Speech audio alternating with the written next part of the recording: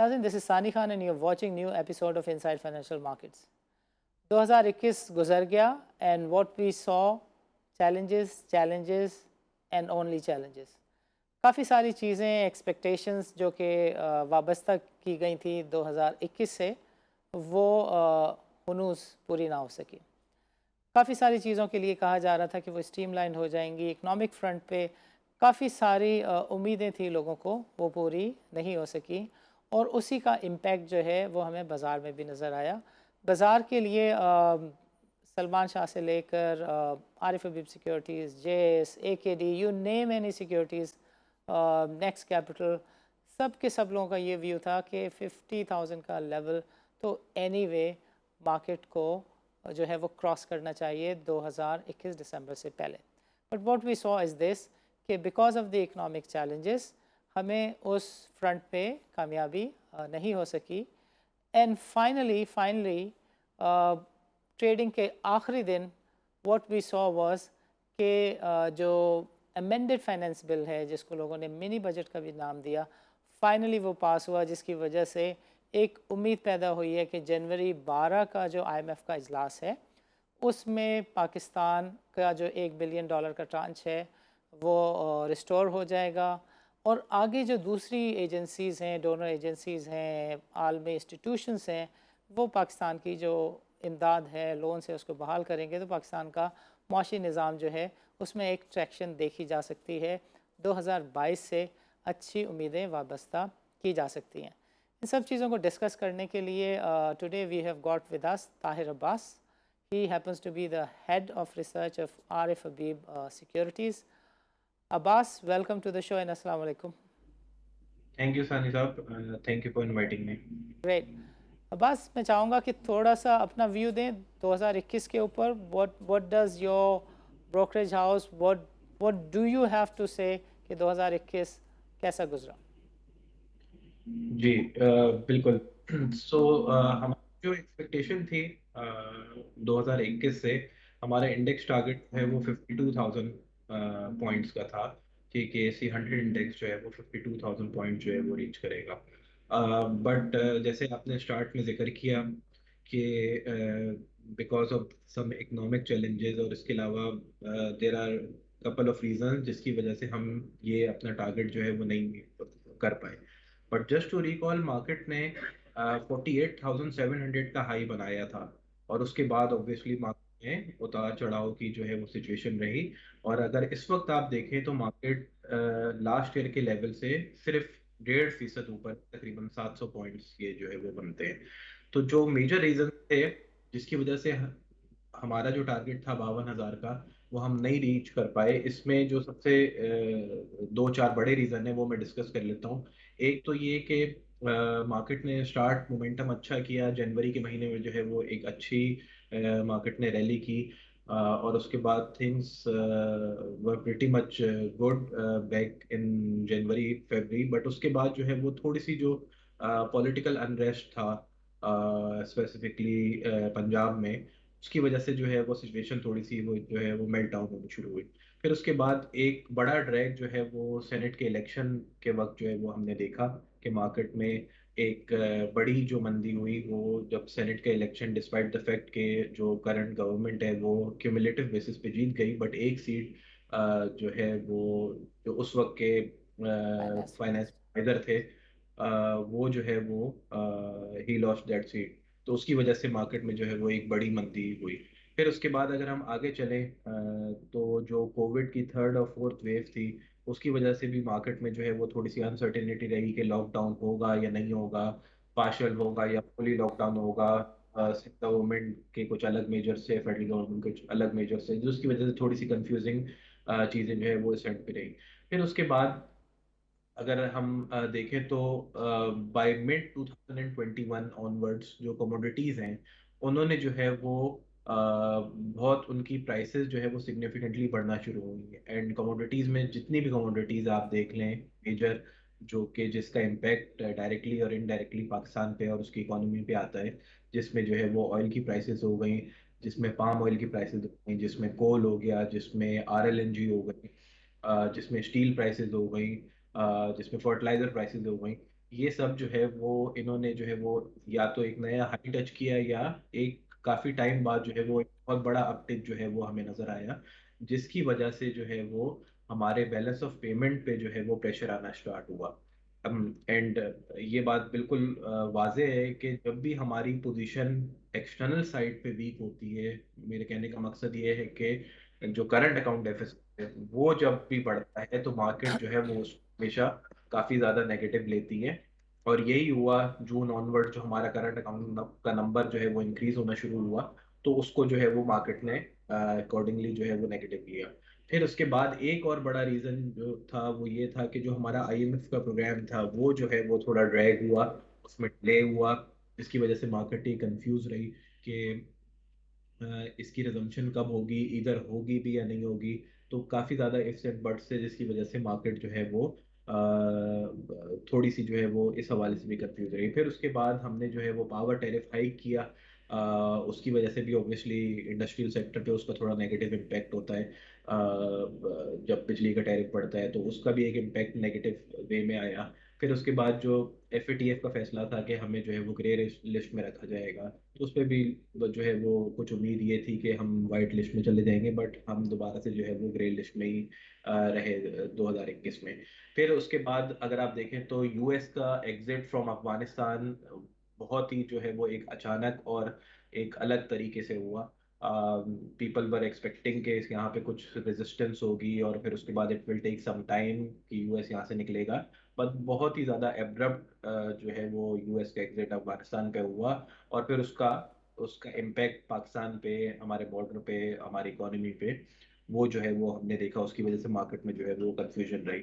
फिर लास्टली हम लोग जो है वो इमर्जिंग मार्केट से फ्रंटियर मार्केट में जो है वो रीक्लासिफाई हो गए, और उसकी वजह से हमने देखा कि सितंबर में डिसीजन आया, और लास्टली जो नवंबर में थी उसकी जो है वो 30 नवंबर को उसका एक्चुअल डे था, एंड फ्रॉम 1 दिसंबर हम लोग जो है वो इमर्जिंग मार्केट का पार्ट, सॉरी फ्रंटियर मार्केट के फ्रंटियर पार्ट बन। मार्केट में आ गए। तो उसकी वजह से जो है वो हमने एक फॉरेन सेलिंग देखी मार्केट में, जो पैसिव फंड्स थे उन्होंने एग्जिट किया हमारी मार्केट से, तो उसकी वजह से भी जो है वो प्रेशर आया। फिर उसके बाद ये आईएमएफ का जो डिले चल रहा था ये और थोड़ा सा ड्रैग हुआ, और हमने देखा कि फिर मिनी बजट के बारे में जो है वो थोड़ा सा कंफ्यूजन हुआ।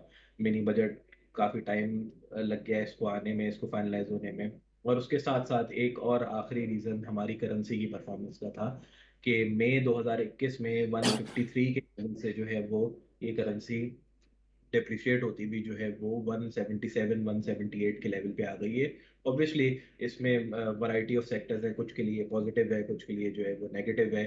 तो ये कुछ वो चंद वजूहात मेरे ख्याल में जिसकी वजह से हमारा जो इंडेक्स का टारगेट है 52,000 का फॉर 2021, वो जो है वो हम नहीं मीट कर पाए। So Tahir Abbas, brother, going forward, there are two major things that have changed.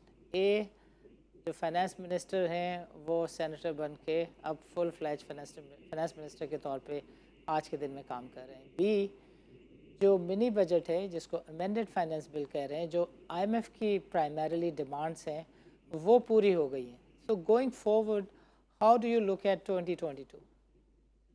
जी बिल्कुल। देखिए हमारा जो आउटलुक है फॉर 2022, इट्स क्वाइट पॉजिटिव, और उसके जो है वो वैरायटी ऑफ रीजंस हैं। सबसे पहले ये कि आई थिंक जो सबसे बड़ा रीज़न है वो ये है कि जब भी मैक्रोस पे विजिबिलिटी वीक हो जाती है तो मार्केट जो है वो उस चीज़ को बहुत ज़्यादा नेगेटिव लेती है। क्योंकि जैसे मैंने अभी थोड़ी देर पहले जिक्र किया था कि हम लोग इंडेक्स टारगेट नहीं मीट कर पाए, तो उसमें एक रीज़न मैं बताना जो है वो भूल गया, तो उसमें इंटरेस्ट रेट का जो है वो बढ़ना भी था। तो जब इस तरह की सिचुएशन हुई कि हमारी जो है वो इन्फ्लेशन की रेटिंग ऊपर आने लगी, करंट अकाउंट डेफिसिट हमारा बढ़ने लगा, और थोड़ा सा earlier then expected interest rate का इंक्रीज हुआ, और फिर जो उसका क्वांटम था, जैसे पहले स्टेट बैंक ने कहा था कि ग्रेजुअल होगा, उसको थोड़ा सा जो है वो उसकी इंटेंसिटी को बढ़ाया गया।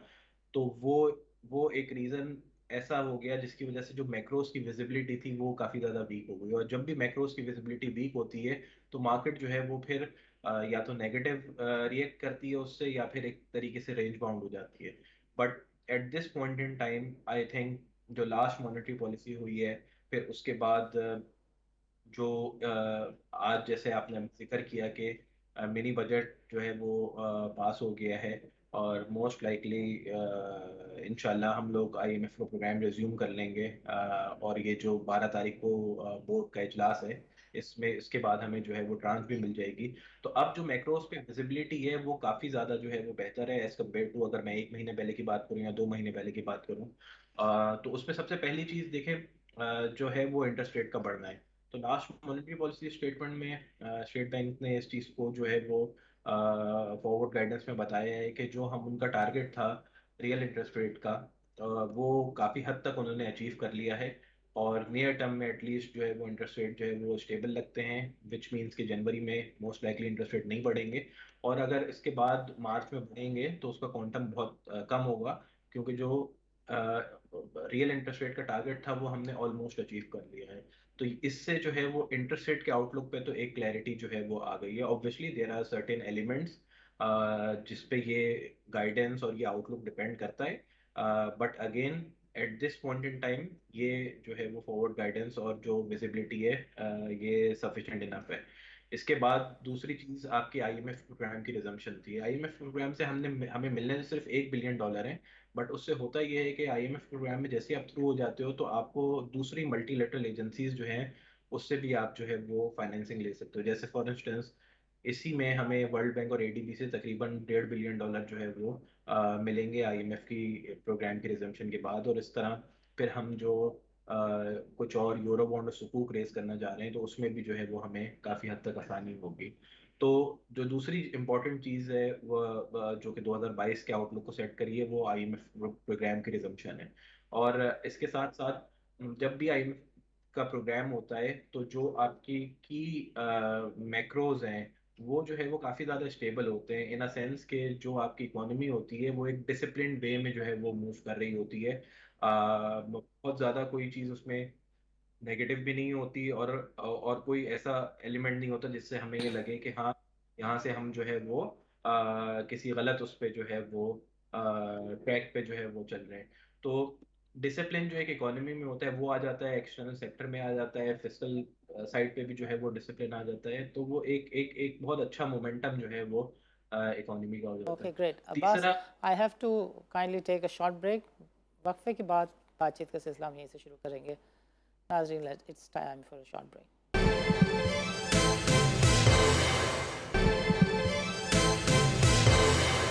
Welcome back, नाज़रीन।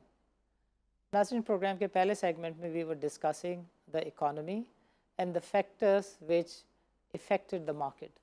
Economy के certain actions at the end of the government and certain inactions actually held the market performance in abeyance. Market के बारे में बार बार ये कहा जाना कि बाज़ार 60,000 का लेवल क्रॉस कर सकता है, 55,000 का लेवल क्रॉस कर सकता है, those all predictions were in the anticipation of some actions where we saw a great inactions.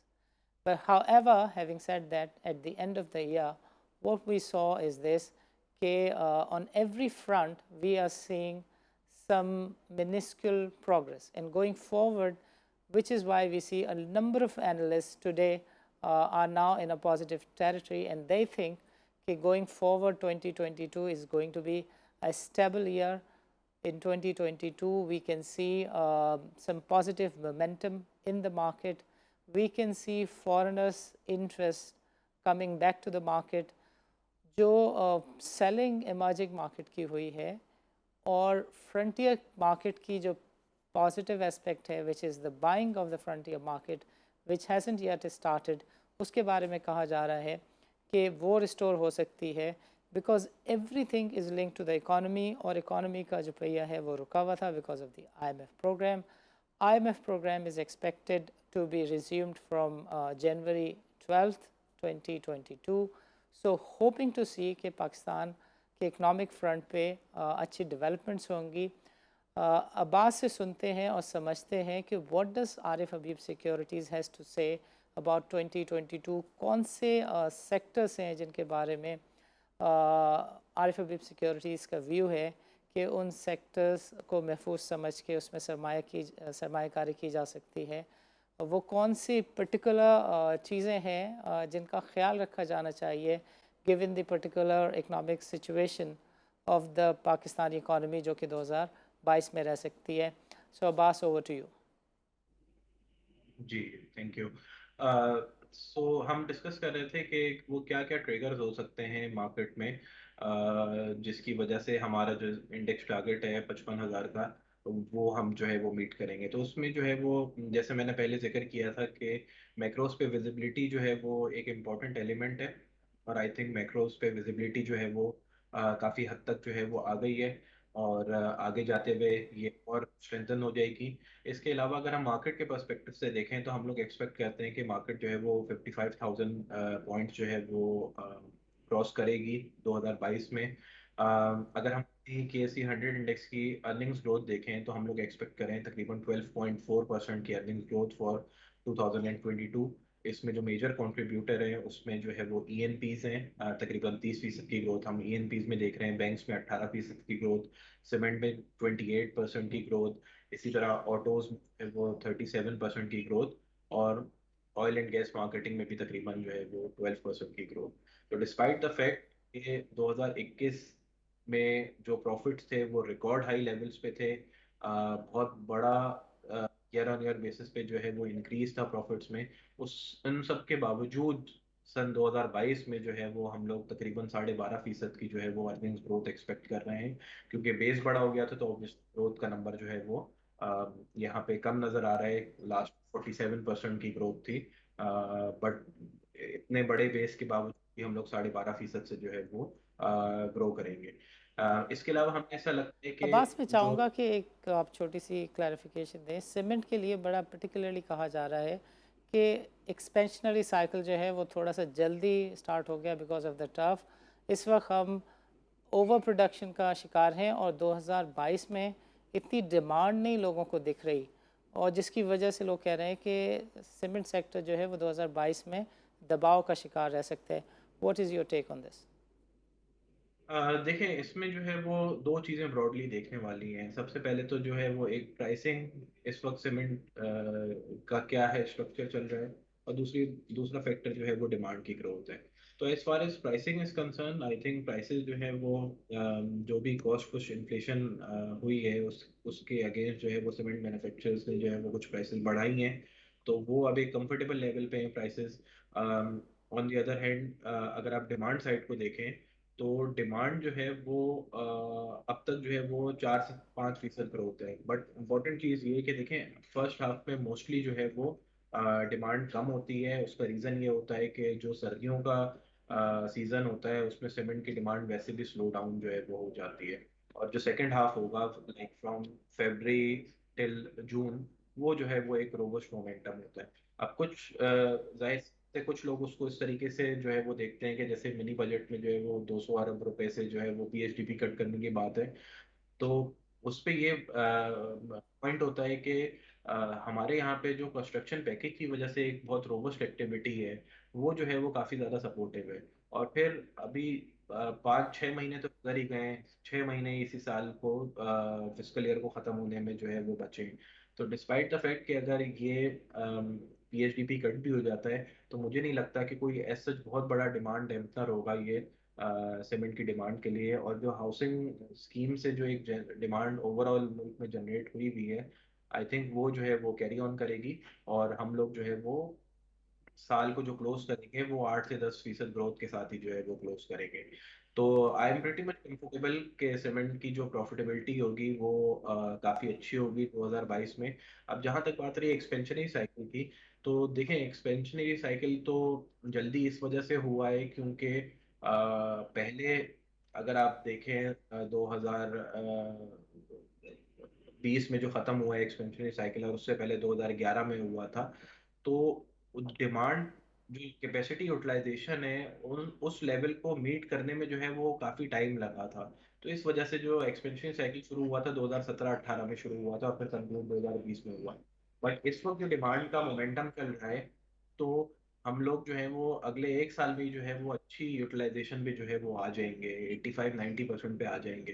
तो ऑब्वियसली उसके बाद अगर सन 2023 में, फिस्कल 23 में, चूंकि वो इलेक्शन का साल होगा, और मोस्टली हमने देखा है पिछले 2-3, अगर आप टेन्योर में देखें तो इलेक्शन से पहले जो भी साल होता है उसमें सीमेंट की डिमांड जो है वो बहुत सिग्निफिकेंटली बढ़ जाती है।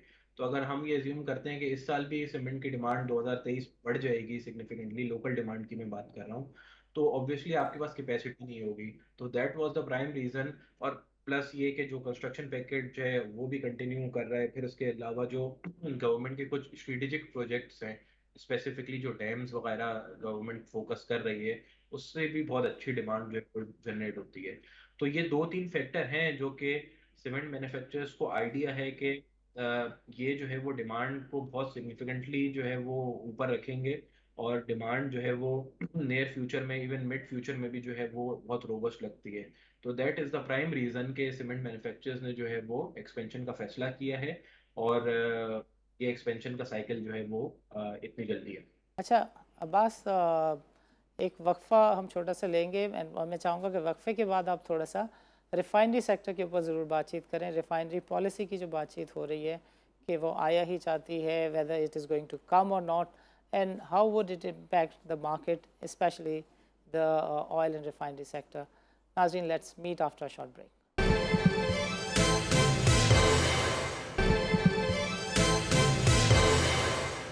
वेलकम बैक नाज़रीन। नाज़रीन, प्रोग्राम के दूसरे सेगमेंट में अब्बास के साथ हमने डिस्कस किया कि which are the sector where we see the potential as as an advisory firm, as a brokerage consultancy firm. Where do they see the potential? Cement sector is one of the factors where there is a lot of discussion, a lot of in fact research reports and views and counter views. There is one side which says okay, because of the earliest expansionary cycle and the poor demand expected in 2022, इसमें potential 2022 के लिए कम है। But Abbas pointed out very rightly कि ये जो expansionary cycle जल्दी आया है तो उसकी वजह एक्चुअली डिमांड थी, और डिमांड का एक फैक्टर हमने पिछले प्रोग्राम में डिस्कस किया था कि सी पैक ने एक्चुअली सीमेंट की डिमांड को बहुत तेज़ी से बढ़ाया था, और इस वक्त जो चीज़ सस्टेन कर रही है डिमांड को, वो अकॉर्डिंग टू एनालिस्ट जो है ये हाउसिंग की स्कीम्स में एक्स्ट्रा ऑर्डनरी रिक्वायरमेंट है सीमेंट की और कंस्ट्रक्शन मटेरियल की। So coming back to the topic that we started before the break, the refinery sector. Abbas, what is your take on the refinery sector? Refinery sector में देखें, obviously हमारे जो है वो काफ़ी टाइम से, पिछले 2 से 3 सालों से जो है वो इश्यूज चल रहे हैं।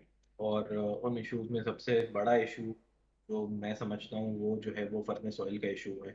और उसका बुनियादी रीज़न यही है कि जब हमने अपना एनर्जी मिक्स चेंज किया है, जो पावर जनरेशन का मिक्स है वो चेंज किया है, तो और उसके बाद हम लोग जो है वो चीप फ्यूल पे गए हैं, एफिशिएंट फ्यूल पे गए हैं, which includes RNG based power generation, और इसके अलावा कोल बेस्ड पावर जनरेशन।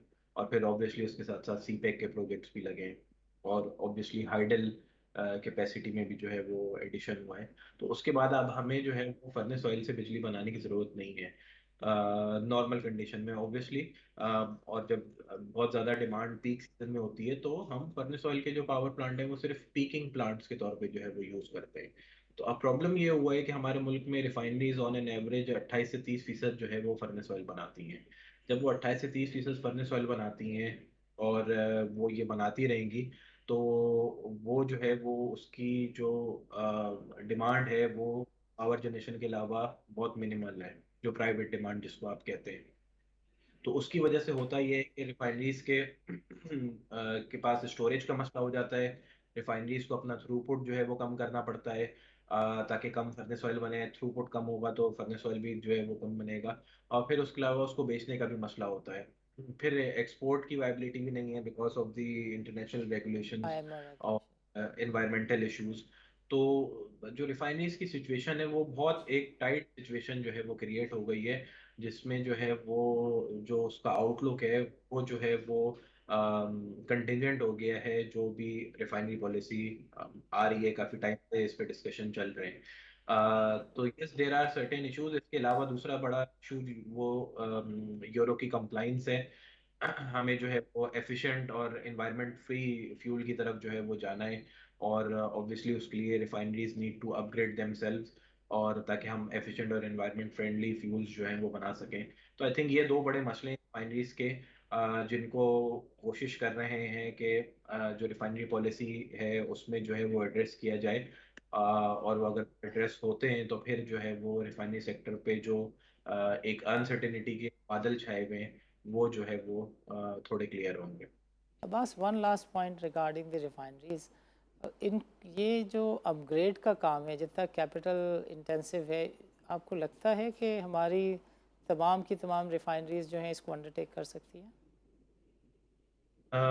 सानी साहब, इसमें जो है वो एक दो रीजंस हैं। देखें, इसमें दो तरीके की जो है वो एक्सपेंशन है। एक तो जो है वो हमने एफसीसी एक लगाना है, जिसको हम फ्लूइड कैटलिक कन्वर्टर कहते हैं, जो कि बेसिकली फर्नेस ऑयल को फर्दर कन्वर्ट कर देगा पेट्रोलियम प्रोडक्ट्स में, इंक्लूडिंग एमएस, एचएचडी और थोड़ा बहुत नेफ्ता।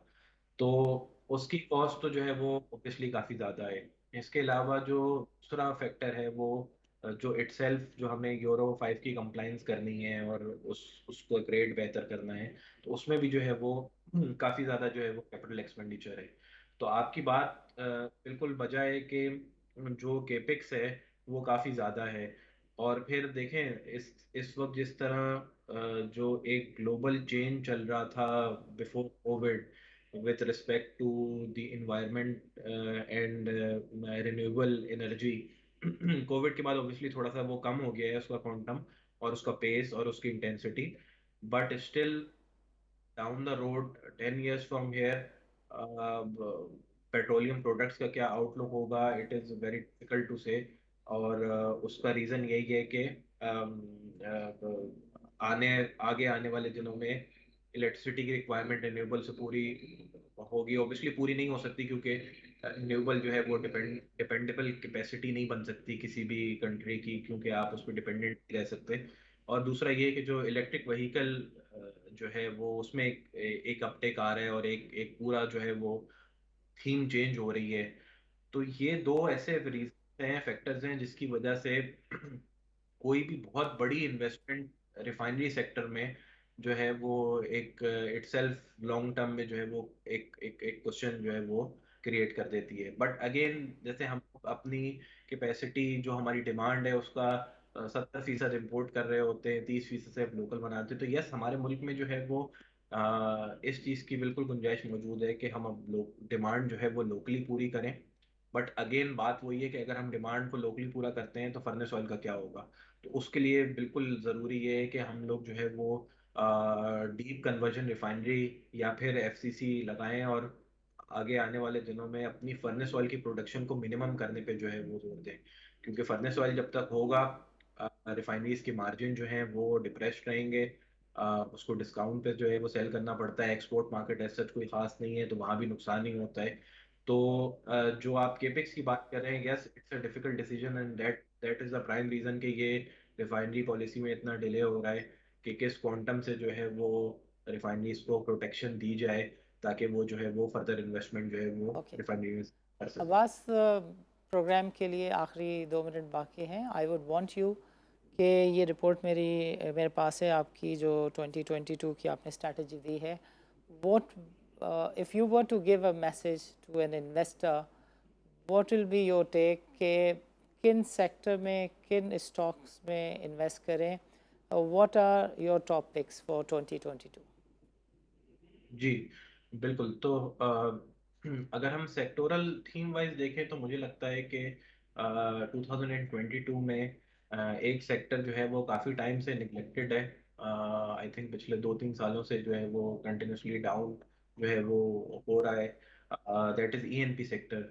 तो ईएनपी सेक्टर जो है वो वैल्यूएशन वाइज बहुत जो है वो इस वक्त चीप है, और उसके एक दो बुनियादी रीजंस हैं। पहला रीज़न ये है कि गैस का सर्कुलर डेट है, जिसकी वजह से जो है वो रिसीवेबल पोजीशन बढ़ती जा रही है।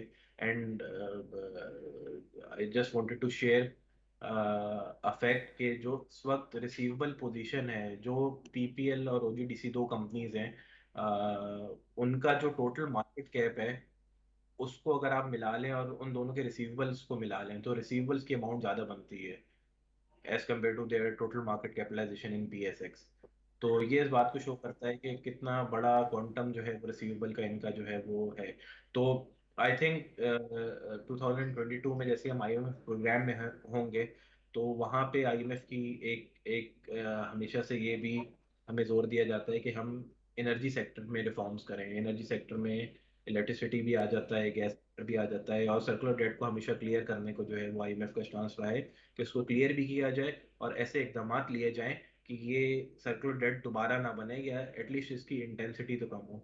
तो जैसे आपने देखा है कि इलेक्ट्रिसिटी सेक्टर में, पावर सेक्टर में जो गवर्नमेंट है उसने कुछ हद तक रिजॉल्व करने की कोशिश भी की है, जो आईपीपीज को पेमेंट्स हुई हैं। तो हमें ऐसा लगता है कि 2022 में जो है वो गैस सर्कुलर डेट पे कोई बड़ा ब्रेक थ्रू होगा and that will gonna rerate ENP sector, और इसमें ऑब्वियसली वैल्यूएशन बहुत चीप है तो ENP sector we would recommend.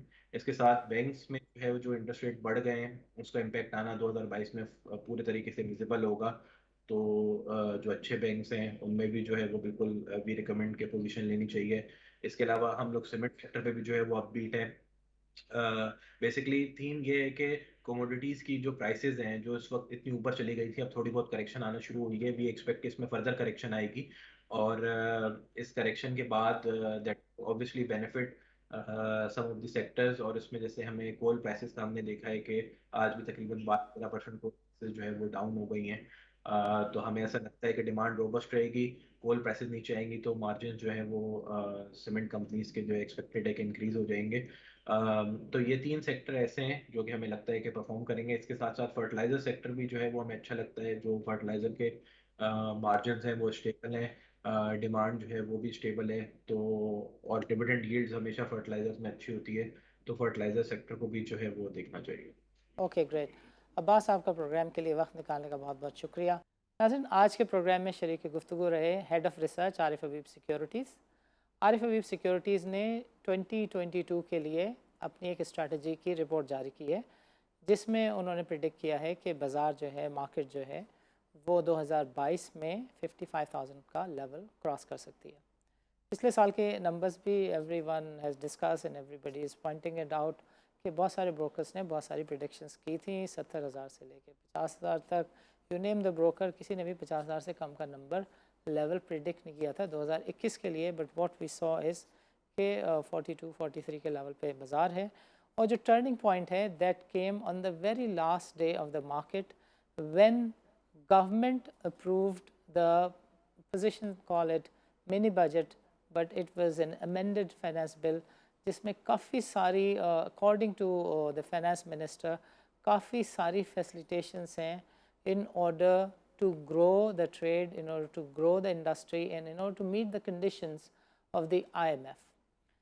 The brokers feel that 2022 year is going to be a year of stability क्योंकि जितने भी factors थे, जितने भी नेगेटिव फैक्टर्स थे जो कि मार्केट को हॉस्टेज रखे हुए थे between April to August and August to December, वो सारे के सारे फिजल आउट हो चुके हैं। आई MSCI कह लें, IMF का प्रोग्राम कह लें, और इंटरेस्ट रेट के ऊपर हमने जो भी कुछ देखा कि बहुत ही एब्रप्ट शिफ्ट आया। फाइनेंस मिनिस्टर और गवर्नर स्टेट बैंक दोनों आई टू आई एक दूसरे को देखते हुए भी नज़र आए। सब चीज़ें किसी हद तक सेटल होती हुई नज़र आती हैं, which is why a great number of people who look at the market now feel that 2022 is going to be a year of stability। और जो आरिफ हबीब की टॉप पिक्स हैं या टॉप सेक्टर्स हैं उसमें ENP is on the top.